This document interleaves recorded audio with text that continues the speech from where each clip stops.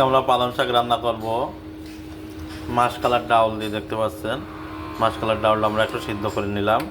এখন এর মধ্যে আমরা কাঁচামরিচ পেঁয়াজ দিলাম, সাথে আর একটু রসুন বাটা দিব। এখানে আমরা আদা বাটা, জিরা বাটা, রসুন বাটা দিয়ে নিলাম। দিয়ে এখন পালং শাকটা এর মধ্যে দিয়ে দেবো, দিয়ে ভালো করে সিদ্ধ করে নেব। দেখতে পাচ্ছেন আমরা এখন এটা পালং শাক দেখতে পাচ্ছেন কুড়ি কুড়ি করে কেটে নিয়েছি। এখন আমরা ডালের মধ্যে দিয়ে দেবো। ডালের সাথে আমরা পালং শাক কাটাটা দিয়ে দিলাম। শাকটা আমরা এখন ডালের সাথে ভালো করে মিক্স করে নেব। দেখতে পাচ্ছেন সুন্দর করে আমরা এখন মিক্স করে নিলাম।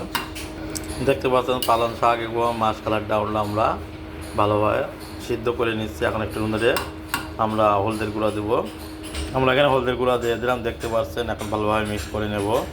দেখতে পাচ্ছেন আমাদের শাকটা প্রায় হয়ে গেছে। আমরা এখন তেলে ভাত দিয়ে দেবো। শাকটাকে দিয়ে ভালোভাবে রান্নাটা শেষ করবো। আসলে আমরা এখন শাকটা বাগার দেবো। দেখতে পাচ্ছেন পেঁয়াজ দিয়ে দিছি সরষের তেলের সাথে। আমরা এখন শাকটা বাগার দেবো। ভালো করে পেঁয়াজটাকে লালচি করে ভাজি করে নেব। আমরা এখন এর মধ্যে বাগারটা দিয়ে দেবো শাকটা। দেখতে পাচ্ছেন লালচি করে ভাজা হয়ে গেছে। আপনারা দেখতে পাচ্ছেন আমরা শাকটা বাগারে দেওয়া হলো। এখন সুন্দর করে মিক্স করে নেব। নিয়ে আমরা ঝোলটা একটু পরিপূর্ণভাবে শুকায় ফেলবো। এখন আমরা দেখতে পাচ্ছেন শাকটাকে বাগার দিলাম।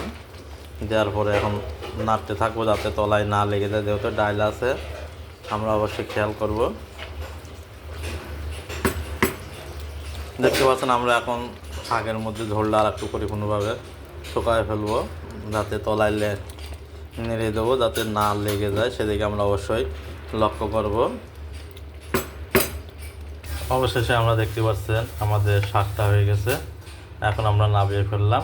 তো আমাদের এই শাক রান্না যদি ভালো লেগে থাকে তাহলে আপনারা লাইক, শেয়ার, কমেন্ট করতে ভুলবেন না এবং অন্যকে দেখার সুযোগ করে দিবেন।